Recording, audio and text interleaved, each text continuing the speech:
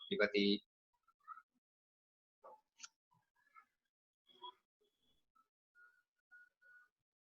अत्र इदानीं गतकक्षायाम् अस्माभिः श्वश्रूं शरीरसत्कारैः सर्वैराच्छादनादिभिः श्वशुरं देवसत्कारैः वाचः संयमनेन च इति तावत्पर्यन्तं प्रायः जातं। सत्यं खलु?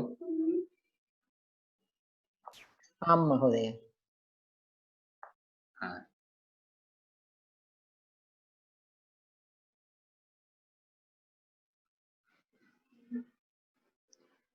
अग्रे तथैव प्रियवादेन नैपुणेन शमेन च रहश्चैवोपचारेण भर्तारं पर्यतोषयत्।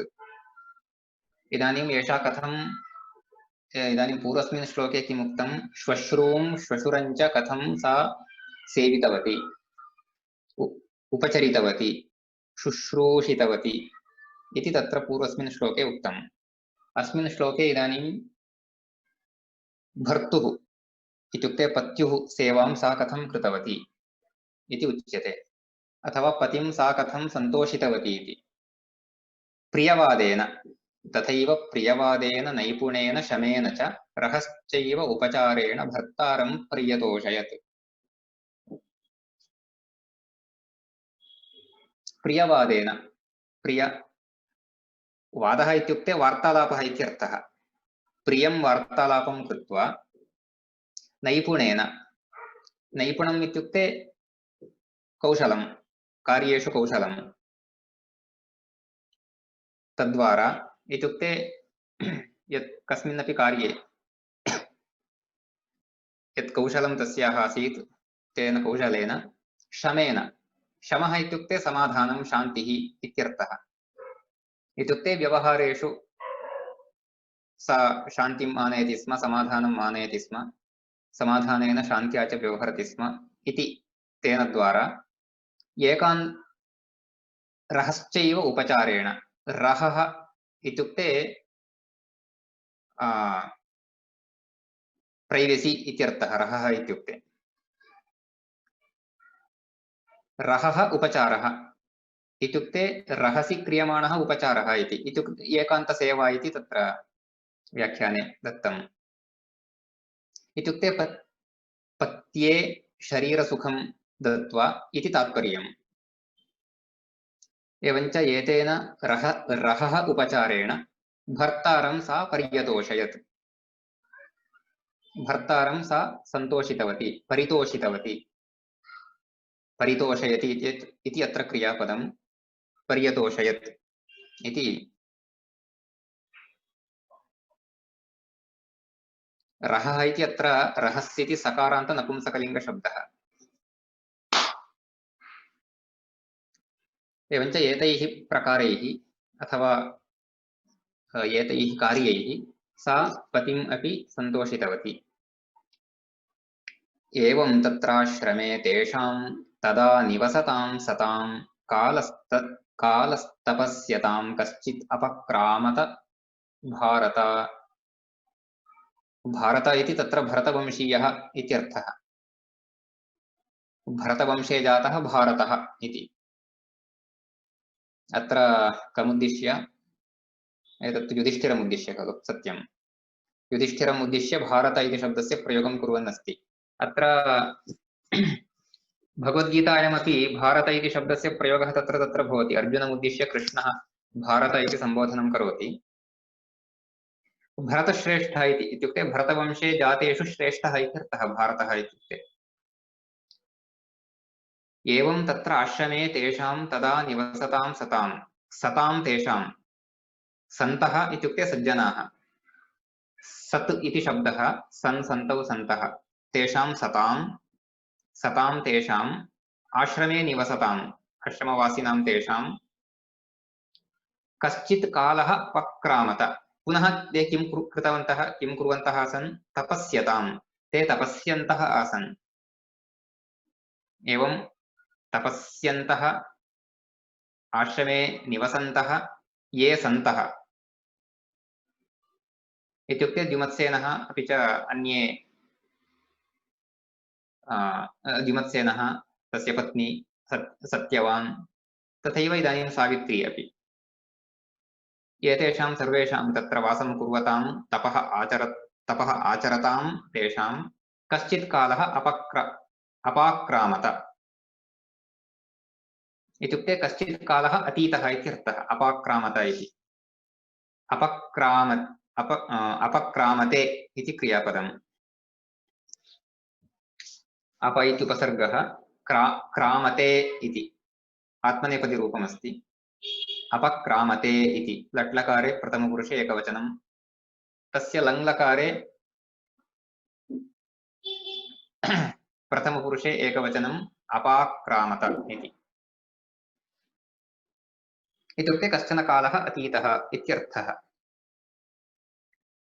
सावित्र्याग्लायमानायाः तिष्ठन्त्यास्त्वदिवानिशं नारदेन यदुक्तं तद्वाक्यं मनसि वर्तते। ग्लायमानायाः सावित्र्याः, दिवानिशं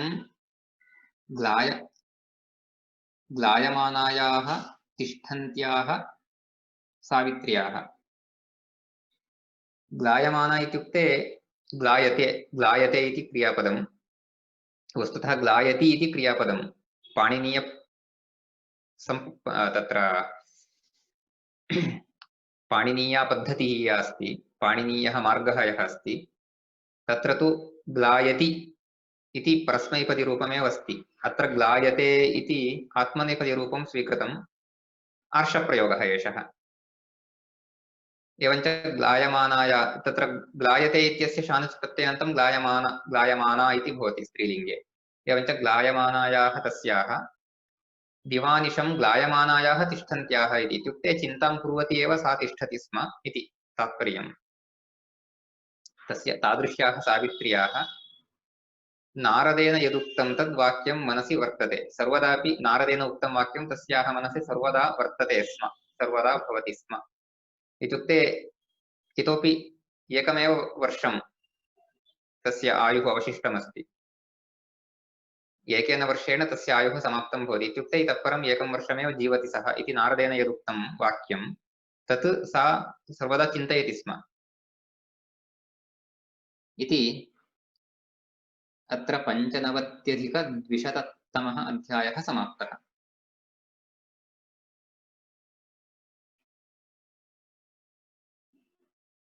अग्रे 96,200तमः अध्यायः। तत्र मार्कण्डेयः वदति। मार्कण्डेय उवाच, ततः काले बहुतिथे व्यतिक्रान्ते कदाचन प्राप्तः स कालो मर्तव्यं यत्र सत्यवता नृप। ततः काले बहुतिथे व्यतिक्रान्ते कदाचन, बहुतिथे काले व्यतिक्रान्ते सति। बहुतिथम् इत्युक्ते बहु इत्यर्थः तावदेव।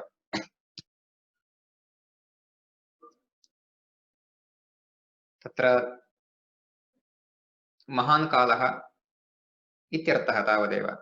बहुतिथः कालः, बहुसङ्ख्या, तत्र बहुपरिमाणकः कालः इति, इत्युक्ते महान् कालः इति तात्पर्यम्। तत् एवं महति काले व्यतिक्रान्ते सति कदाचन कदाचित् प्राप्तः स कालः मर्तव्यं यत्र सत्यवता नृप। सः कालः प्राप्तः यत्र सत्यवता मर्तव्यम्, इत्युक्ते इदानीं सत्यवता मरणं प्राप्तव्यं, तादृशः कालः सन्निहितः, तादृशः कालः प्राप्तः इति। इत्युक्ते सत्यवतः मरणकालः सम्प्राप्तः इत्यर्थः। प्राप्तः स कालो मर्तव्यं यत्र सत्यवता नृप। सत्यवता यत्र मर्तव्यम् इत्युक्ते सत्यवतः मरणं यस्मिन् काले भवति तादृशः कालः सम्प्राप्तः, तादृशः कालः सन्निहितः। गणयन्त्याश्च सावित्र्याः दिवसे दिवसे गते यद्वाक्यं नारदेनोक्तं वर्तते हृदि नित्यशः। दिवसे गणयन्त्याः सावित्र्याः, किं गणयन्त्याः? दिवसं गणयन्त्याः। दिवसे दिवसे गते, प्रतिदिनं प्रत्येकं दिने गते सति अथवा एकैकस्मिन्नपि दिवसे गते सति इति सति सप्तमी तत्र इत्युक्ते यथा यथा एकैकं दिनः गच्छति स्म तथा तथा यद्वाक्यं नारदेनोक्तं वर्तते हृदि नित्यशः नारदेन यद्वाक्यम् उक्तं तत् नित्यशः इत्युक्ते प्रतिदिनं तस्याः हृदि वर्तते तस्याः अन्तरङ्गे तद्वाक्यं सर्वदा वर्तते इति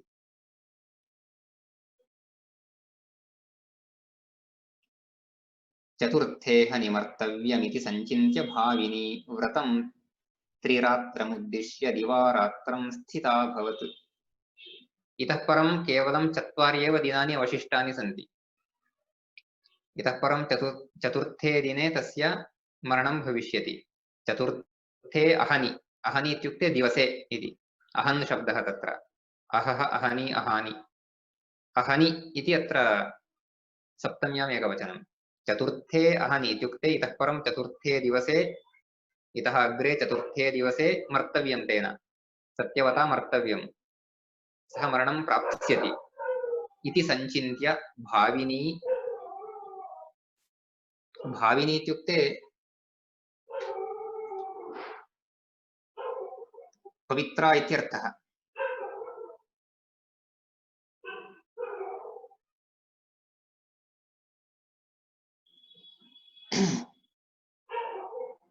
तत्र भावयति इत्युक्ते पूजयति इत्यपि अर्थः अस्ति भाविनी इत्युक्ते पूज्या इत्यपि अर्थः भवितुमर्हति अत्र यतोहि अत्र भाविनी इति शब्दस्य अन्यस्य विशेषणत्वेन तु प्रयोगः न दृश्यते यतोहि कस्यापि विशेषणत्वेन भाविनी इति एवं न भवति अतः सावित्र्याः एव विशेषणमिति स्वीकरणीयं भाविनी सावित्री इत्युक्ते पवित्रा सावित्री इत्येवं तात्पर्यम् व्रतं त्रिरात्रम् उद्दिश्य दिवारात्रं स्थिता भवत् त्रिरात्रं व्रतम् उद्दिश्य त्रिरात्रं व्रतम् इत्युक्ते तिसृषु रात्रिषु क्रियमाणं व्रतम् इति तादृशं व्रतम् उद्दिश्य इत्युक्ते तादृशं व्रतं करोमि इति सङ्कल्प्य दिवारात्रं स्थिता भवत्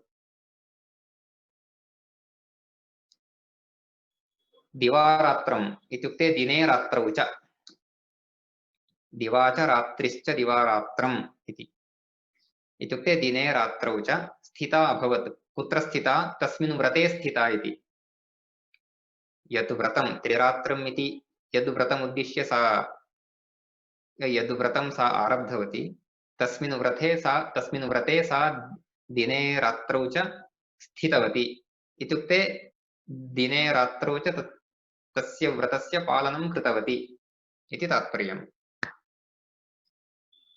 तं श्रुत्वा नियमं तस्याः भृशं दुःखान्वितो नृपः उत्थाय वाक्यं सावित्रीम् अब्रवीत् परिसान्त्वयन् तं श्रुत्वा नियमं तस्याः भृशं दुःखान्वितो नृपः उत्थाय वाक्यं सावित्रीम् अब्रवीत् परिसान्त्वयन् सा इदानीम्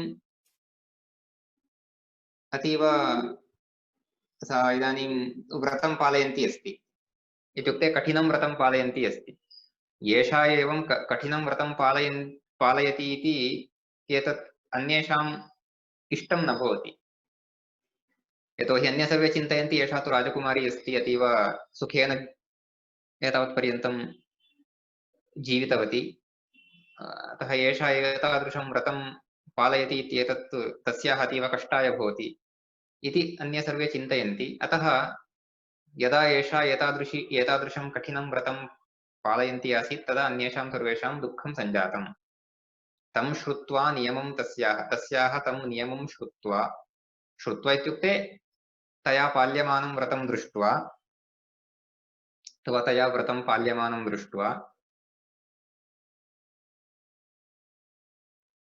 भृशं दुःखान्वितः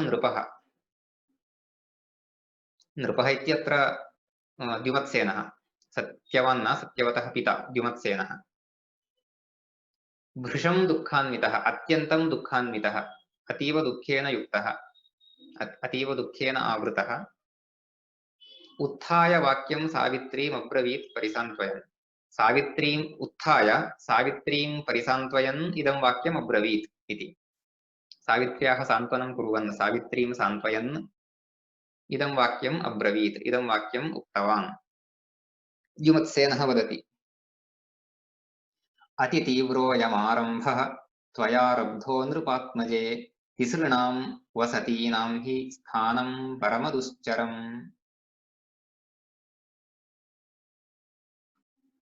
अतितीव्रोऽयमारम्भः त्वया आरब्धः नृपात्मजे अयम् आरम्भः आरम्भः इत्युक्ते अत्र व्रतम् इति तात्पर्यं नियमः इति तया अथवा अत्र आरम्भः इत्यस्य कार्यम् इत्यपि अर्थः स्वीकर्तुं शक्यते अन्यत्रापि आरम्भः इति शब्दस्य कार्यम् इत्यर्थः अपि अस्ति कार्यम् इत्यस्मिन् अर्थे आरम्भः इति शब्दस्य प्रयोगः अन्यत्र बहुत्र कृतः अस्ति अतः अयम् आरम्भः इत्युक्ते इदं कार्यम् अतितीव्रम् अयम् आरम्भः अतितीव्रः अतीव कठिनः एतादृशः त्वया इदानीम् आरब्धः हे नृपात्मजे तिसृणां वसतीनां हि स्थानं परमदुश्चरं तिसृणां वसतीनां वसतिः इति शब्दस्य अत्र दिनम् इति अर्थः दत्तः त्रयाणां दिनानाम् इति तिसृणां वसतीनाम् इत्युक्ते त्रयाणां दिनानां स्थानं स्थानमित्युक्ते स्थितिः इति इत्युक्ते व्रते स्थितिः त्रीणि दिनानि व्रते स्थातव्यम् इत्युक्ते एतत् परमदुश्चरमस्ति दुश्चरम् इत्युक्ते चरितुम् अत्यन्तं कष्टम् इति दुःखेन चरणीयं दुश्चरम् इत्युक्ते अतीव कष्टेन आचरणीयम् त्रिषु दिनेषु अस्मिन् व्रते स्थातव्यम् इत्येतत् अतीव आचरितुम् अतीव कष्टकरं परमदुश्चरम् इति द्युमत्सेनः वदति तदा सावित्री वदति न कार्यस्तातसन्तापः पारयिष्याम्यहं व्रतं व्यवसायकृतं हीनं व्यवसायश्च कारणात् न कार्यस्तातसन्तापः तात अत्र सन्तापः न कार्यः इत्युक्ते भवता अत्र दुःखं न अनुभोक्तव्यं भवता चिन्ता न कर्तव्या पारयिष्याम्यहं व्रतम् अहं व्रतं पारयिष्यामि इत्युक्ते अहं व्रतं समापयितुं शक्ष्यामि अहं व्रतं सम्पूर्णतया निर्वर्तयितुं समर्थः अस्मि व्यवसायकृतं हि इदं व्यवसायः इत्युक्ते बुद्धिनिश्चयः इत्यर्थः दृढनिश्चयः इति एषः मम व्यवसायः इत्युक्ते एषः मम निश्चिता मतिः कन्विक्षन् इति वदन्ति खलु तदेव व्यवसायः इत्युक्ते एवञ्च व्यवसायकृतं हि इदम् इत्युक्ते निश्चितबुद्ध्या कृतम् एतत् व्रतम् सङ्कल्पं कृत्वा एतत् करिष्याम्येव इति सङ्कल्पं कृत्वा मया इदं कृतं व्यवसायश्च कारणम्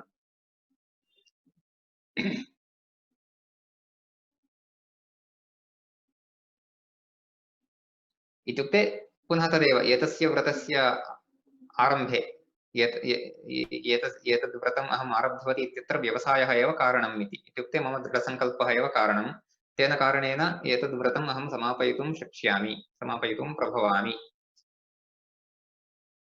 इति वदति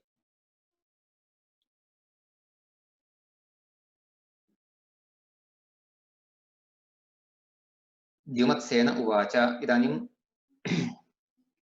द्युमत्सेनः वदति व्रतं भिन्धीति वक्तुं त्वां नास्मि शक्तः कथञ्चन पारयस्वेति वचनं युक्तमस्मद्विधो वदेत् सः वदति व्रतं भिन्धि इति वक्तुं त्वां नास्मि शक्तः कथञ्चन व्रतं भिन्धि इति त्वां वक्तुम् अहं कथञ्चन न शक्तः अस्मि व्रतस्यैव भेदनं करोतु इत्युक्ते व्रतस्य भङ्गं करोतु व्रतं स्थगयतु इति वक्तुम् अहं न शक्नोमि सम्पूर्णतया व्रतं त्यजतु इति वक्तुम् अहं न शक्नोमि भिन्धि इत्येतत् भिनत्ति इति यत् क्रियापदमस्ति भिदिर् इति धातुः भिनत्ति भिन्तः भिन्दन्ति इति एवं तस्य रूपाणि।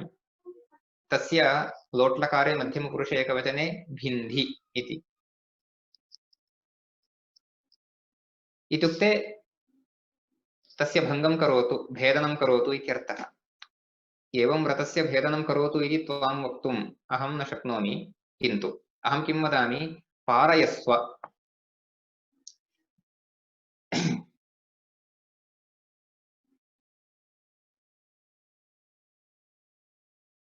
पारयस्वेति वचनं युक्तम् अस्मद्भिदो वदेत्, अस्मद्विधो वदेत्। पारयस्व इत्युक्ते केनापि कष्टेन विना एतद् व्रतं भवती समापयतु इत्येव अहं वक्तुं शक्नोमि। भवती एतद् व्रतं त्यजतु इति न वदामि, केनापि कष्टेन विना एतस्य व्रतस्य समापनं भवती करोतु। पारयस्व, पारयस्व इत्युक्ते समर्था भव इति। पारयते, वस्तुतः पारयति इति क्रियापदं भवति। तत्र पाणिनीयप्रयोगस्तु पारयति इति भवति, किन्तु तत्र आर्षप्रयोगः पारयते इति आत्मनेपदी रूपं स्वीकृत्य पारयस्व इति लोट्लकारे मध्यमपुरुषे एकवचने उक्तम्। अस्तु, पारयस्व इति वचनम् अस्मद्विधो इति युक्तम् अस्मद्विधो वदेत्। मादृशाः किं वदेयुः, व्रतं त्यजतु इति न वदेयुः, अपि तु निर्विघ्नेन एतत् व्रतं समापयतु इत्येव वदेयुः। तदेव अहं वदन् अस्मि। मार्कण्डेय उवाच एवमुक्त्वा द्युमत्सेनो वीरराममहामनाः तिष्ठन्ती चैव सावित्री काष्ठभूतेव लक्ष्यते। द्युमत्सेनः एवम् उक्त्वा वीरराम इत्युक्ते विरतवान्, स्ववाक्यात् विरतवान् इत्युक्ते स्ववाक्यानि समापितवान् इति। अग्रे किमपि न उक्तवान् सः। महामनाः, महामनाः इति तस्य विशेषणं, महत्मनः यस्य सः, महामनाः। महामनाः, महामनसौ, महामनसः इत्येवं रूपाणि। महामनस् शब्दः। तिष्ठन्ती चैव सावित्री काष्ठभूतेव लक्ष्यते। सावित्री तु काष्ठमिव इत्युक्ते तत्र स्तब्धतया सा स्थितवती। काष्ठभूता इव इत्युक्ते काष्ठा एव सञ्जाता, काष्ठमेव सञ्जाता इव सा स्थितवती। श्वोभूते भर्तृमरणे सावित्र्या भरतर्षभ दुःखान्वितायास्तिष्ठन्त्याः सारात्रिः व्यत्यवर्तत। श्वोभूते भर्तृमरणे, भर्तृमरणं श्वोभूतम्। श्वोभूतम् इत्युक्ते अत्र पश्यन्तु, श्वोभूतम् इति शब्दः कीदृशः अस्ति इति। भूतम् इति शब्दस्य वस्तुतः अभवत् इति, इत्युक्ते भूतम् इति शब्दः भूतकाले अस्ति, तप्रत्ययान्तं रूपं खलु। इत्युक्ते अभवत् इत्यर्थः। श्वः भूतम् इत्युक्ते श्वः अभवत् इति। इत्युक्ते यद्यपि वस्तुतः श्वः भविष्यति इति वक्तव्यं, किन्तु श्वः भूतम् इति वदन्नस्ति अत्र। इत्युक्ते किं, श्वः मरणं, तस्य मरणम् अभवत् एव इति। एवम् इत्युक्ते श्वः तस्य मरणं निश्चितमेव इति। सः मृतः इत्येव, सः मरणं प्राप्तवान् इत्येव। यद्यपि श्वः इतोपि नागतं, तथापि श्वः तस्य मरणं निश्चितमेव अस्ति इत्येतत् एवं रूपेण अत्र उच्यते। श्वोभूतं भर्तृमरणं, तादृशे भर्तृमरणे सावित्र्या दुःखान्वितायाः तिष्ठन्त्याः, दुःखान्विता सा स्थितवती, तिष्ठन्ती आसीत्, तादृश्याः तस्याः सा रात्रिः व्यत्यवर्तत, व्यतिवर्तते इति। व्यतिवर्तते इत्युक्ते अतीता इत्यर्थः। व्यतिवर्तते तस्य लङ्लकारः व्यत्यवर्तत इति। सा रात्रिः व्यत्यवर्तत। श्वोभूते भर्तृमरणे सावित्र्या भरतर्षभा दुःखान्वितायास्तिष्ठन्त्याः सा रात्रिर्व्यत्यवर्तत। अद्य तद्दिवसञ्चेति हुत्वा दीप्तं हुताशनं युगमात्रोदिते सूर्ये कृत्वा पौर्वाह्निकीः क्रियाः। अद्य तद्दिवसञ्चेति हुत्वा दीप्तं हुताशनम्। अद्य तत् दिवसम् इत्युक्ते यस्मिन् दिवसे सत्यवतः मरणं निश्चितमस्ति तादृशः दिवसः आगतः इति। दीप्तं हुताशनं हुत्वा, हुताशनः इत्युक्ते अग्निः, सा तु अग्नौ आहुतिं ददाति स्म। हुत्वा इत्युक्ते आहुतिं दत्वा हवनं कृत्वा युगमात्रोदिते सूर्ये, युगमात्रम् उदितः सूर्यः इत्युक्ते किञ्चित् उपरि आगतः तावदेव। न तत्र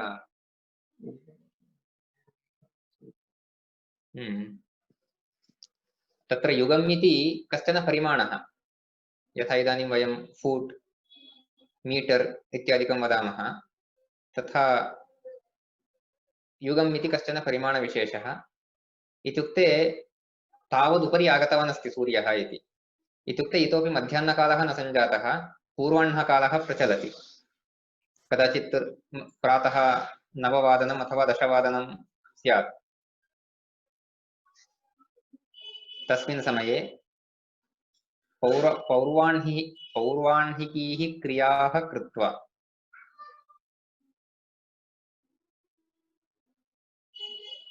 पूर्वाह्णे करणीयाः क्रियाः पौर्वाह्निक्यः क्रियाः, ताः पौर्वाह्निकीः क्रियाः कृत्वा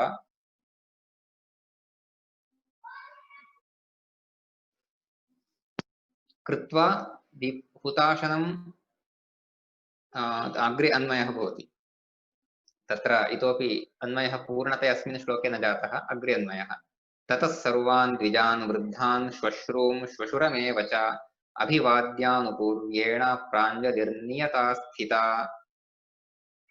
आनुपूर्व्येण इत्युक्ते क्रमेण इति। इत्युक्ते तेषां ज्येष्ठतायाः अनुगुणं।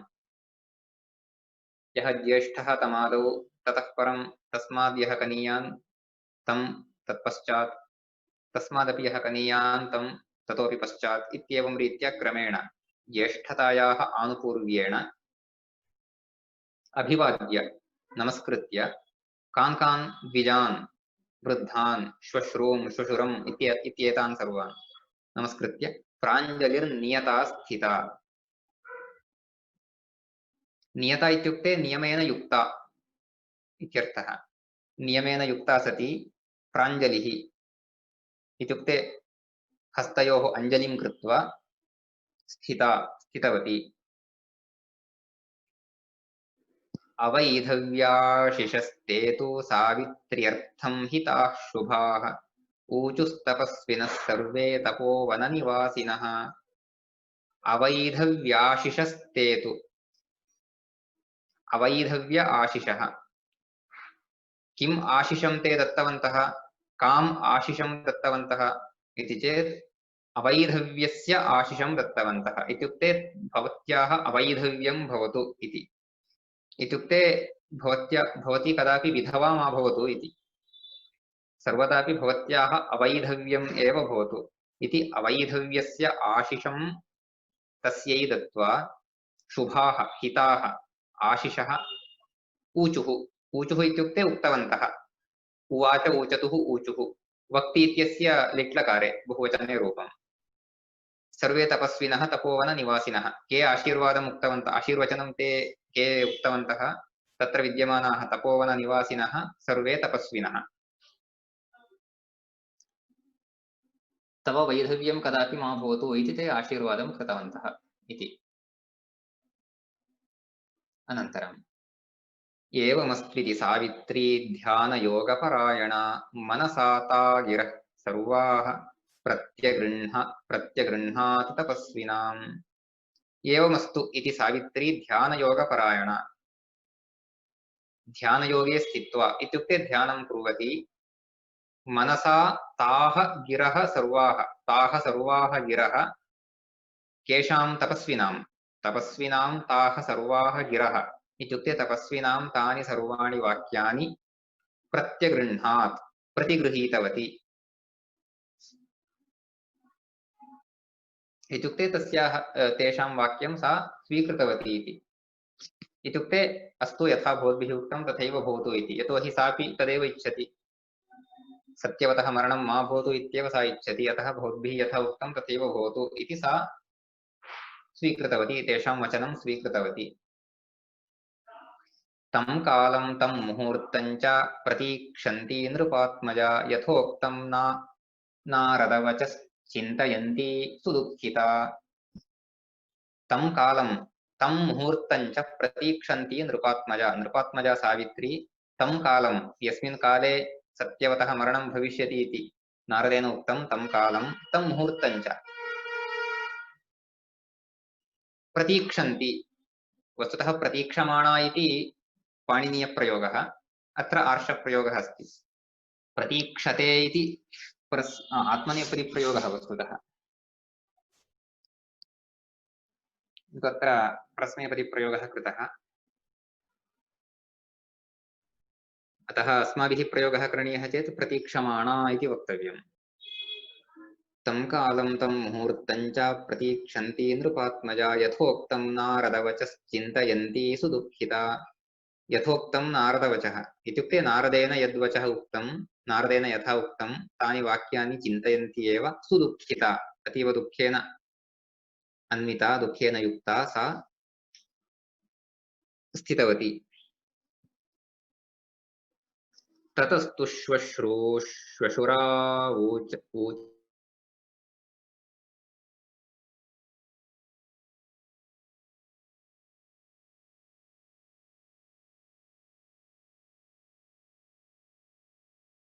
दुःखेन तादृशीं श्वश्रूश्वशुरौ ताम् ऊचतुः इत्युक्ते तस्याः श्वश्रूः तस्याः श्वशुरश्च तौ द्वावपि श्वश्रूश्वशुरौ ताम् ऊचतुः उक्तवन्तौ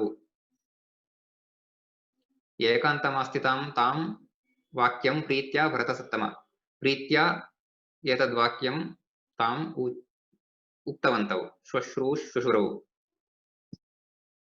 श्वशुरावूचतुः व्रतं यथोपदिष्टं तु तथा तत्पारितं त्वया आहारकालः सम्प्राप्तः क्रियतां यदनन्तरम् इदानीं एषा किमर्थं दुःखिता इति ते न जानन्ति यतोहि तस्याः सत्यवतः इतोपि इदानीम् आयुः समाप्तमस्ति इति ते न जानन्ति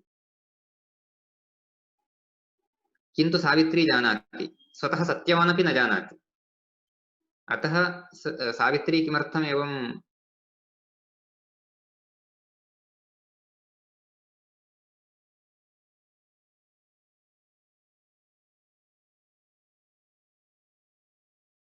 अनन्तरं व्रतं समाप्य इदानीम् आहारः सेवनीयः आहारकालः सम्प्राप्तः इत्युक्ते आहारं सेवितुम् अयं कालः इदानीं तदेव ते वदन्ति व्रतं यथोपदिष्टं तु तथा तत् पारितं त्वया व्रतं यथा उपदिष्टमस्ति व्रतस्य ये ये नियमाः सन्ति तान् सर्वान् नियमान् पालयित्वा भवत्या व्रतं समापितम् इदानीम् आहारकालः सम्प्राप्तः इदानीं भवत्या भोक्तव्यम् क्रियतां तदनन्तरम् अतः इदानीं व्रतस्य अनन्तरम् इदानीं भोजनं क्रियताम् इति तौ वदतः तदा सावित्री उवाच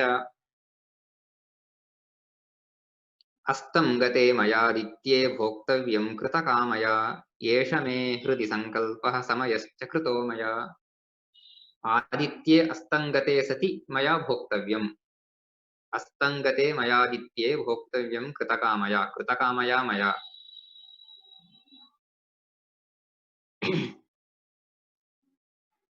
मम कामः इत्युक्ते मम इच्छा कृता स्यात् मम कामः कृतः स्यात् इत्युक्ते किं मम कामः पूर्णः स्यात् मम इच्छा पूर्णा स्यात् एवञ्च कृतकामया मया आदित्ये अस्तङ्गते सत्येव इत्युक्ते सूर्यास्तः यदा भवति ततः परमेव सूर्ये अस्तङ्गते सत्येव मया भोक्तव्यम् एष मे हृदि सङ्कल्पः एवमहं सङ्कल्पं कृतवती अस्मि समयश्च कृतो मया समयः इत्युक्ते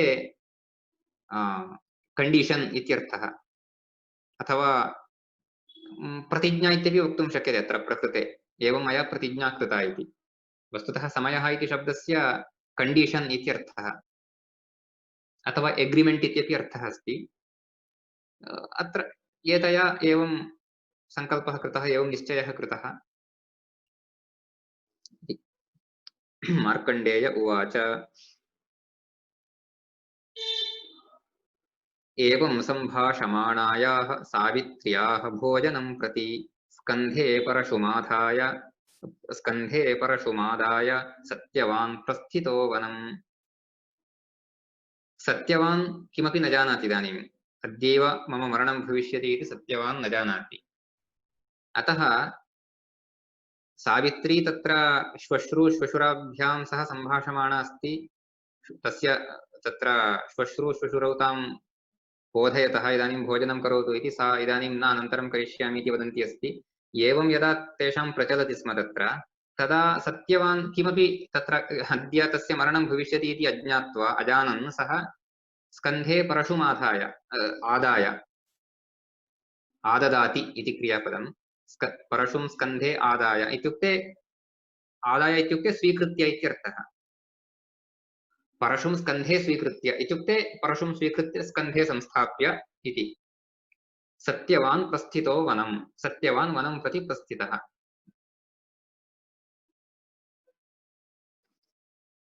पश्यन्तु अत्र तस्य तेन किमपि न ज्ञायते इति कारणेन सः इदानीं चिन्तामेव न कुर्वन् अस्ति सः वनं गन्तुम् इदानीम् उद्युक्तः अस्ति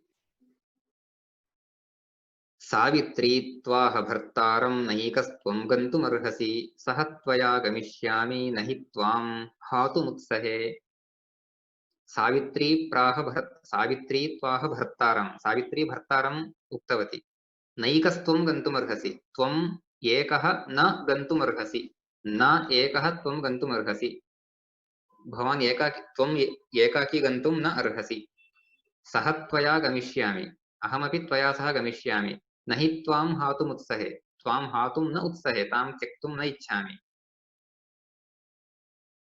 इति वनं न गतपूर्वं ते दुःखः पन्था तदानीं सत्यवान् वदति यदा अहमपि आगच्छामि इति यदा सावित्री वदति तदा सत्यवान् वदति वनं न गतपूर्वं ते दुःखं पन्थाश्च भाविनि हे भाविनि अत्र भाविनि इत्यत्रापि पुनः स एव शब्दः प्रयुक्तः अस्ति इत्युक्ते पवित्रा इति तात्पर्यम् अत्र शुद्धमनाः इति त्वया पूर्वं वनं कदापि न गतं पुनः दुःखः पन्थाः इत्युक्ते मार्गः तत्र वनस्य मार्गः दुःखः इत्युक्ते अतीव कष्टकरः इति दुःखः इति शब्दस्य अत्र कष्टकरः इत्यर्थः वनस्य मार्गः अतीव कष्टकरः अस्ति कष्टेन गन्तव्यं तत्र व्रतोपवासक्षामा च कथं पद्भ्यां गमिष्यसि पूर्वमेव तत्र वनस्य मार्गः अतीव दुर्गमः कष्टकरः तस्यां स्थितौ व्रतोपवासक्षामा भवती व्रतोपवासक्षामा अस्ति व्रतेन उपवासेन च क्षामा इत्युक्ते इदानीं क्षामा इति शब्दस्य शुष्का इत्यर्थः अथवा क्षीणा इत्यर्थः इदानीं भवती व्रतं कृत्वा व्रताङ्गत्वेन उपवासं च कृत्वा इदानीं क्षीणा अस्ति कथं भवती गन्तुं शक्नोति पुनः पादाभ्यां गन्तव्यं कथं गन्तुमर्हसि इति पृच्छति सः तदा सावित्री वदति सावित्री उवाच उपवासान्न मे ग्लानिर्नास्ति चापि परिश्रमः गमने च कृतोत्साहां प्रतिषेद्धुं न मार्हसि उपवासात् न मे ग्लानिः मम उपवासात् कापि ग्लानिः नास्ति चापि परिश्रमः मम परिश्रमः अपि कोऽपि नास्ति इत्युक्ते मम कष्टमपि किमपि नास्ति अत्र ग्लानिः इत्युक्ते दुःखम् इत्यर्थः, परिश्रमः इत्युक्ते अत्र श्रान्तिः कष्टम् इत्यर्थः। मम एतदुभयमपि नास्ति। गमने च कृतोत्साहं प्रतिषेद्धुं न मा अर्हसि। अत्रापि मा इति शब्दः, मा इत्युक्ते माम् इति। गमने कृतोत्साहं मां प्रतिषेद्धुं न अर्हसि इति। गन्तव्यमिति अहं सङ्कल्पं कृतवती अस्मि। तादृशी मां निराकर्तुम् इत्युक्ते मा गच्छतु इति वक्तुं त्वं न अर्हसि इति। अतः अहम् आगच्छामि एव इति तात्पर्यम्। तदा सत्यवान् वदति, यदि ते गमनोत्साहः करिष्यामि तव प्रियं मम त्वामन्त्रय गुरून् न मां दोषः स्पृशेदयम्।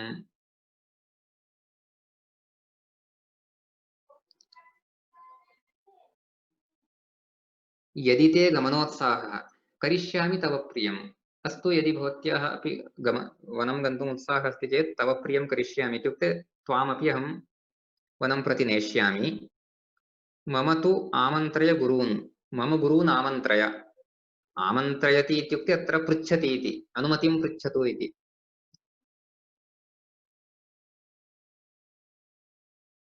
मम गुरून् इत्युक्ते मम मातरं पितरं च इति। मम मातरं पितरं च भवती पृच्छतु, न मां दोषः स्पृशेदयम् इत्युक्ते भवतीं नीतवान्, भवत्यै कष्टं दत्तवान् इति एषः दोषः मां न स्पृशेत् इत्युक्ते अहं दोषी न भवेयम्। अतः भवती मम मातापित्रोः अनुमतिं प्राप्य मया सह आगच्छतु इति सत्यवान् वदति। अस्तु, अत्र स्थगयामः। इदानीं प्रश्नाः सन्ति चेत् पृच्छन्तु।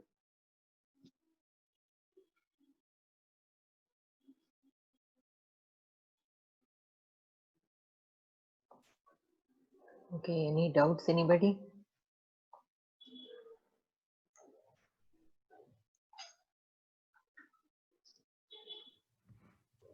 Yeah, Vijaya. महोदय, तत्र रहः इति अव्ययत्वेन स्वीकरणीयं वा? तथा न, रहः इति सकारान्तं नामपदमेव। इत्युक्ते रहः रहसि रहांसि इति एवं तस्य सर्वाणि रूपाणि भवन्ति। रहसि अपि भवति खलु कदाचित्? रहसि इत्युक्ते रहस् इति शब्दस्य सप्तम्याम् एकवचनं तत्। आमां सत्यम्। अतः तद् अव्ययं न। तर्हि अत्र प्रथमविभक्तिः एव। सत्यं सत्यं सत्यम्। अस्तु, धन्यवादः।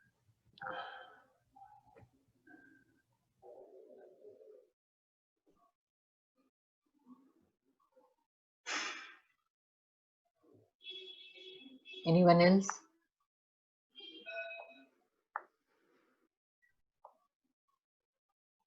कण्णन् महोदयः नास्ति वा अद्य? अस्ति अस्ति। कण्णन् महोदय अथवा एवमेव रामचन्द्रन्? अस्ति महोदय।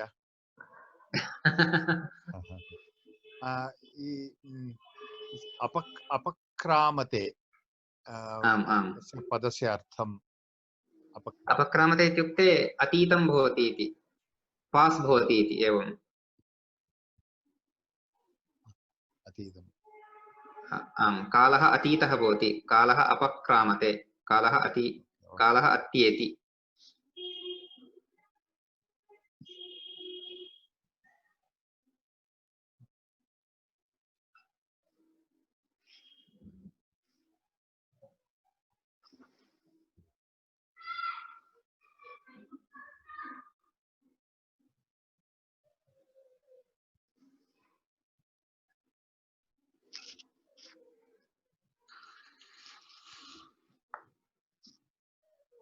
Jayashri, you have no questions today?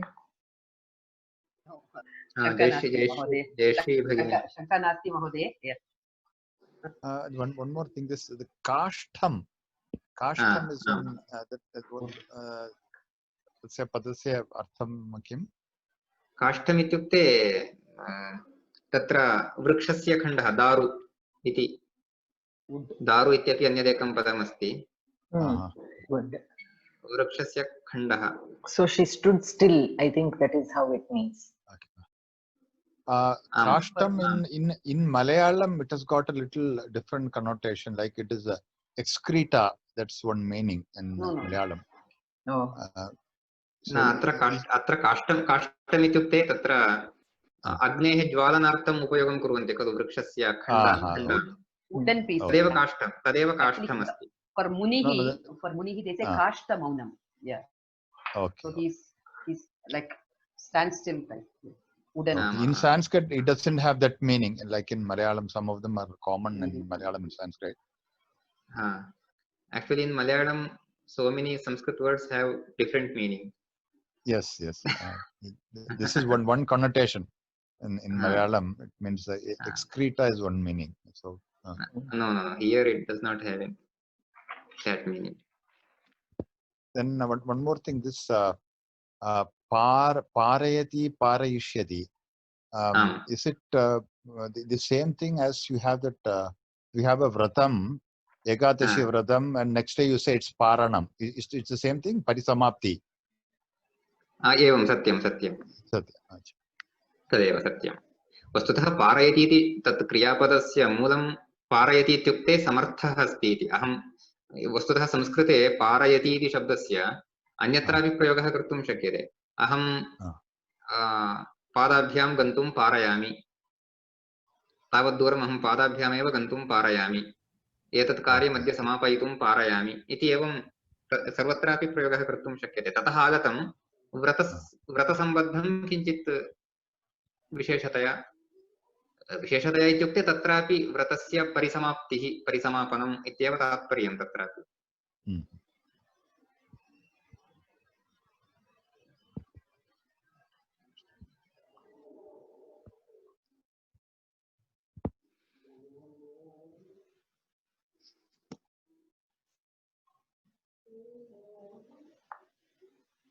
Anyone else?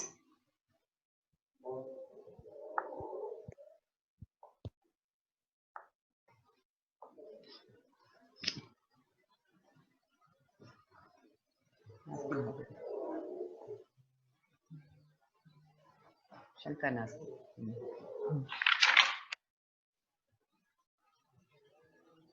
अस्तु महोदय, अद्य कस्यापि सन्देहः नास्ति। समीचीनं। धन्यवादः। गतसप्ताहे मम किञ्चित् अस्वास्थ्यमासीत् इति कारणेन अहं न शक्तवान्। इदानीं किञ्चित् चिन्ता नास्ति।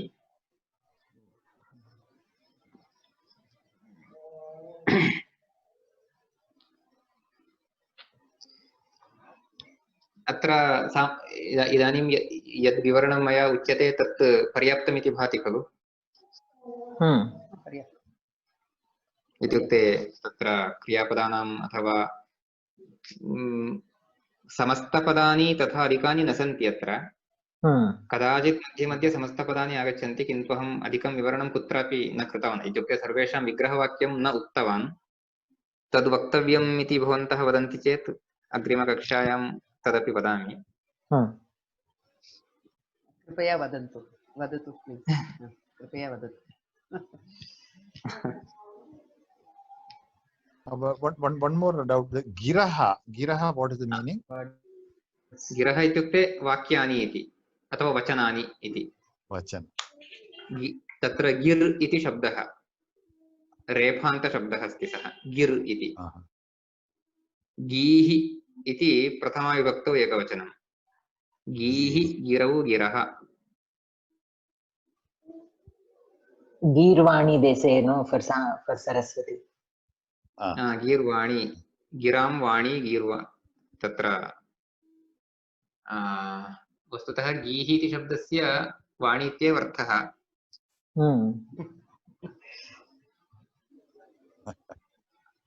गीः वाणी च अथवा गीश्च असौ वाणी च गीर्वाणी।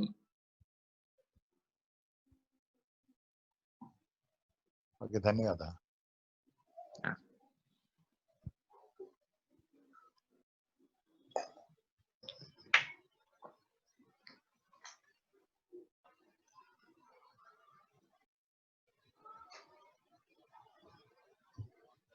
अस्तु, यदि शङ्काः न सन्ति तर्हि समापयामः। शङ्का नास्ति महोदय। अस्तु, शान्तिमन्त्रं वदामि।